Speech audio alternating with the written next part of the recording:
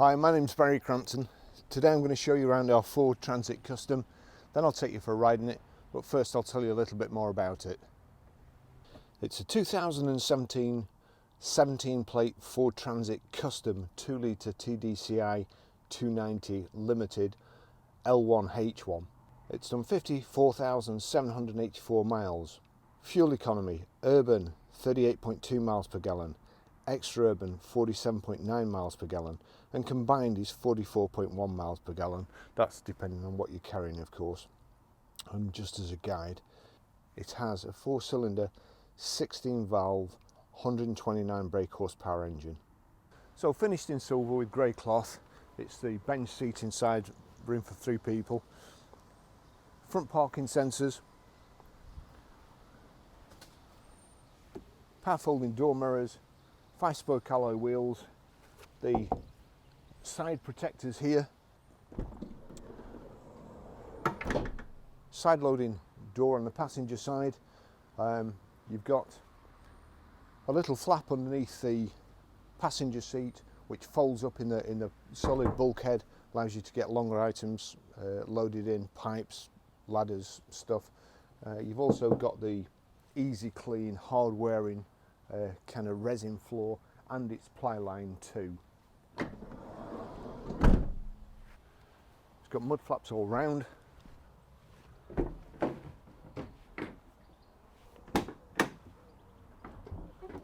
doors lock in the 90-degree position, and then you can just uncouple that and it will go to 180 degrees,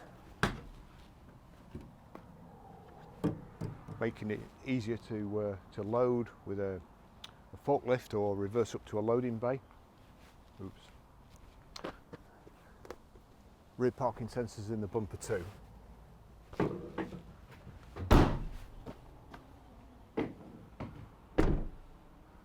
High level brake light too, and nice big lights in case you're perhaps towing a trailer or something like that. I'll just take you for a ride in it.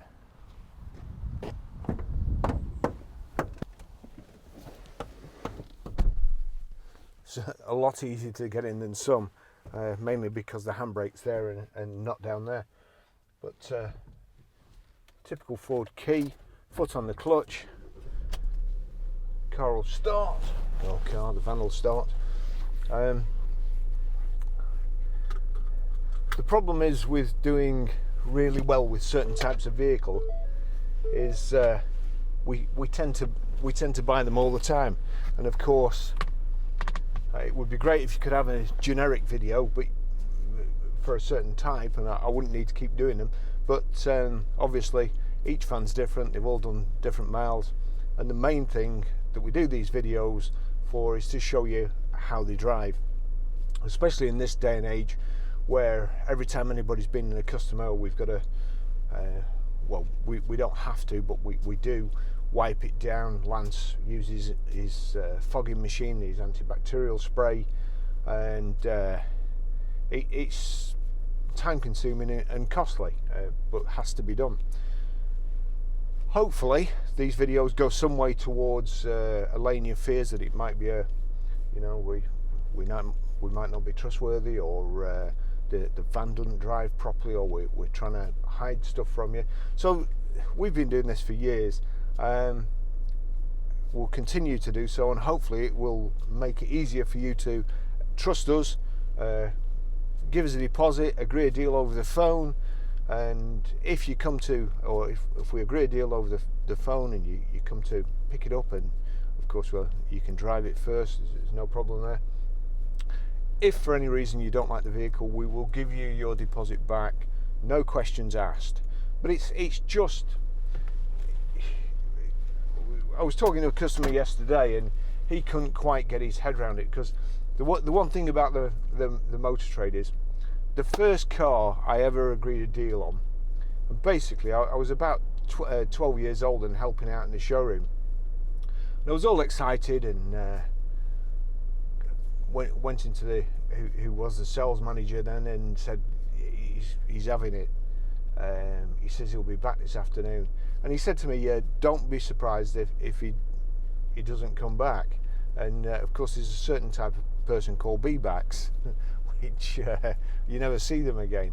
So, you know, what we're asking is, you know what you want, you're happy with the part exchange price if you have a part exchange, you've got the money, you've spoken to your wife, the better half, the bank manager, the powers that be, you've made sure when you get home tonight your daughter isn't going to say she's getting married, your wife's pregnant, all those things. We're just trying to do the best we can with the tools we have, and basically between me, John and Lance, it's the car job's changing. I think it's changed for the better with the stuff we're going through now, and it will allow us to virtually semi-retire and work from home, which we want to. There's no point in having premises anymore, and we will give the same service and supply the same quality in cars. So that's the reason. We're not trying to upset anybody, that's just the way it is. There's only one salesperson allowed in the office with up to 2 customers, and we're maintaining social distancing and trying to keep everybody healthy that buys a vehicle from us. Not that we've got anything, touch wood. So if you could bear that in mind when you call, we're not looking for an argument, we're not looking to stitch you up, we're not looking to sell you a duff car. We only sell proper cars and vans, but unfortunately that's the way it's got to be at the moment. So now then, back to the Transit. Pretty much my favourite van. I love to drive these. They've got absolutely everything on this. It's got air conditioning. It's also got power folding door mirrors, Bluetooth hands-free and audio streaming, front and rear parking sensors,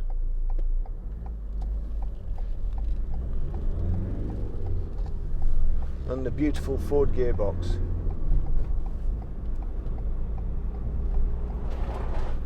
That's my thousands of pounds worth of camera equipment rolling about in the back. The one thing about the hardware in resin floor is it allows stuff to slide round easier, not as much friction to hold it in place. Now we've got a message on the dashboard. There's a warning light and a message, and it says brake pad wear. It's not been in the workshop yet, so that's the next thing that we will be doing. Get them brake pads done.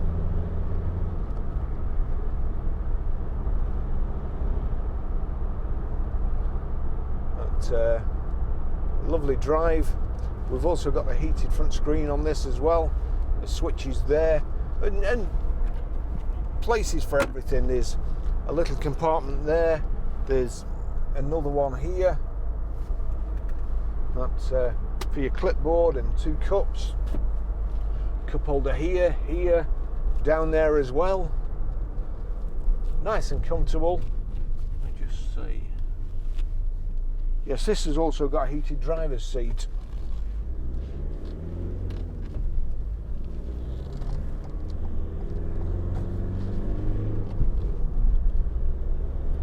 Dangerous roundabout, that. Really simple.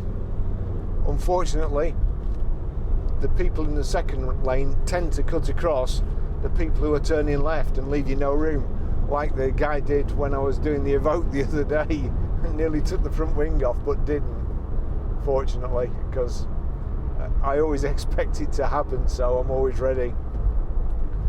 We've got cruise control here. We've got your telephone controls here, volume control, and also, let's just, dear me, I forgot this. Height and reach adjustable steering wheel, height adjustable seat. Let's get that down a bit. You've got your global lock in here, electric windows, and if I click media there, and just turn the control now. I have to wait for it to go back. Media, and then up to BT audio. Click on BT audio.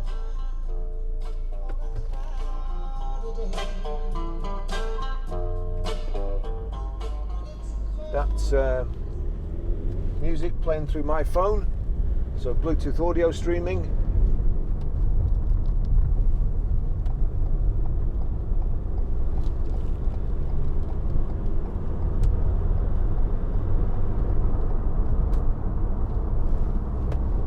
Really comfortable.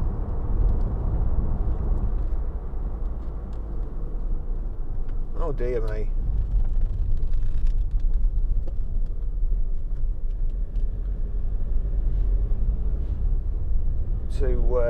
Two donors there.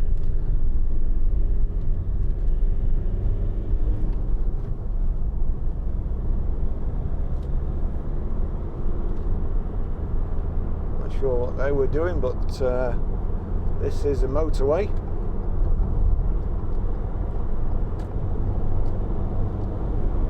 Still can't work out what they're doing.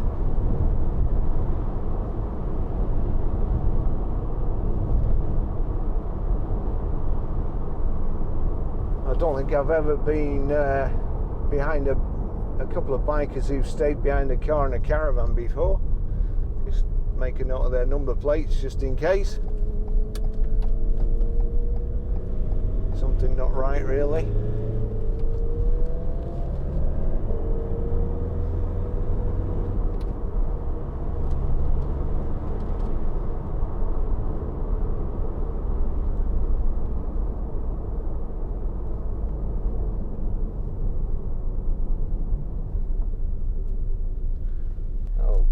Me, they're absolutely all out today.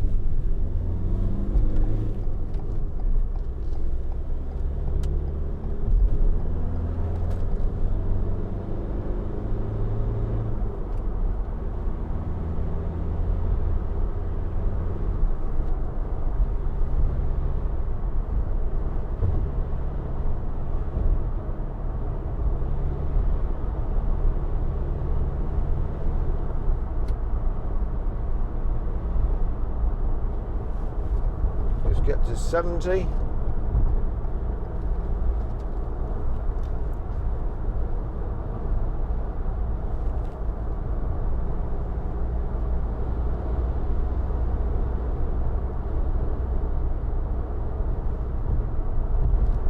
There we go, 70.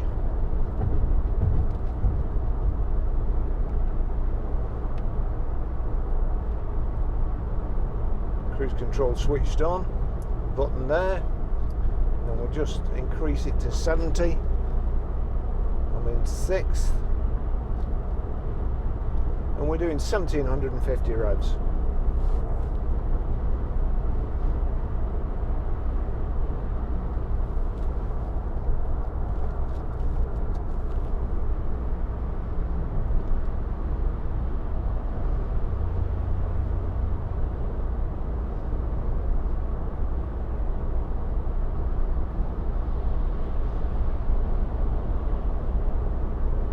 Air conditioning is nice and chilly.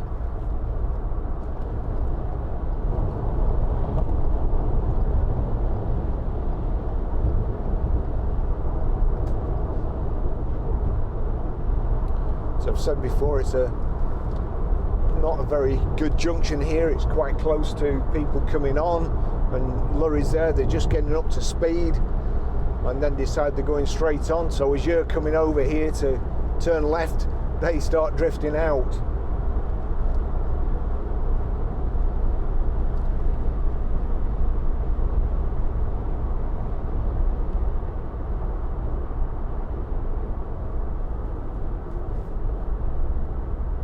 Drives really nice. And I know I say that in every video, but as I've also said, we're in the fortunate position of being able to buy the cars that we like and pick and choose between good ones and auction fodder.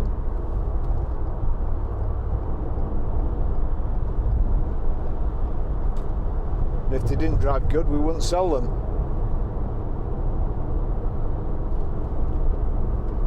It's just transits feel like they've been built round me. The distance from my elbow to my fingers and the distance from the armrest to the gear stick is just perfect for me. So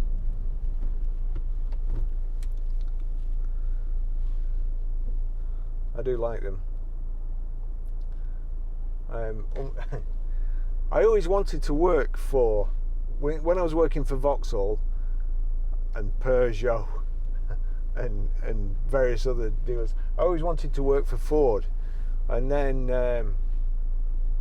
I went to work for Jeep. I went for 2 interviews on one day. The Jeep dealership, while I was sat waiting to see the manager, one of the salesmen came up to me and said, do you know how to work finance deals out? He was actually working there at the time. And I said, well, yeah, I'm a car salesman, that's part of the job. And he asked me if I'd do it for him, and I ended up closing the deal for him, working the finance commission out, finance payments out. Oh, this is just unbelievable. What a driver. Half-wit roundabout as usual. Anyway, I closed the deal and I was offered the job there and then. But in the morning, I'd been for an interview for a Ford dealership, and they'd promised me that if I did all right, which I knew I would, they were opening dealerships in America. And at the time, I wanted to move to America. I wanted to emigrate. And 2 months later, I got the job. They rang me up and said, yeah, you've got the job. When can you start? And the Chrysler Jeep dealership were very sorry to see me go, but it was a lot more money. Unfortunately, when I got there, the first morning, I had to break up a fight to start off with. And one of the lads came to me. Of course, I was the manager, and he'd worked a deal out. And when I looked at the figures, they were completely wrong. And I said, the car was 4995. And I said, how did you work the VAT out? And he said, I copied it off another invoice. So I said, bring me the other invoice you copied it off. And the invoice for the other car was 7995. So obviously the VAT was going to, and that was the standard of the salesman there. They were just like, certainly never get into Mensa. And the same lad came to me in the afternoon. He says, oh, I'm going to be late in on Thursday. Okay, right, why? He says, I'm having a fight on Wednesday night. So I said, well, it's Monday, and you know you're going to be in a fight on Wednesday night. Oh, yeah. He says, I'm a bare-knuckle fighter. And I sat back in my chair then and thought, oh, God, what have I done? I had to break up a fight in the showroom between 2 lads, and one threatening to kill the other. And that doesn't particularly bother me. Salesmen always get into fights over commission and deals and whose deal it was and whose customer it was and so on. But by 11 o'clock, I got there at 8:30, and by 11 o'clock I decided that would be the end. And I rang the guy who gave me the job, and he never got back to me. And I waited till the Wednesday, and then I couldn't stand it anymore. And I just left my keys on my desk and walked home. And the walk, I couldn't stand it that much. The walk was 18 miles. So I love selling Fords. I don't particularly like Ford dealers. The product is excellent. I just think they perhaps need to not make as many vehicles and concentrate more on the franchise structure and the people who work there. And sorry if you're a Ford salesman, I know there's plenty out there that are good, but goodness me. Anyway, back to the car, or back to the van. Lovely. Probably the point of my story is that Fords sell themselves. Any numbskull can sell them, including me. They're just so good. And I think they probably, certainly the van's excellent to drive. So thanks for watching, listening to the story, and see you in the next video, which could be a BM Estate, a Golf turbo diesel hatchback, a Mercedes C-Class. I think that's about all we've got in at the moment that I've not caught up to. But I'm going to stop and show you how to pair a mobile, how to delete a mobile, and how to stream audio. As I say, van's got everything you could possibly need. Thanks for watching. See you in the next video.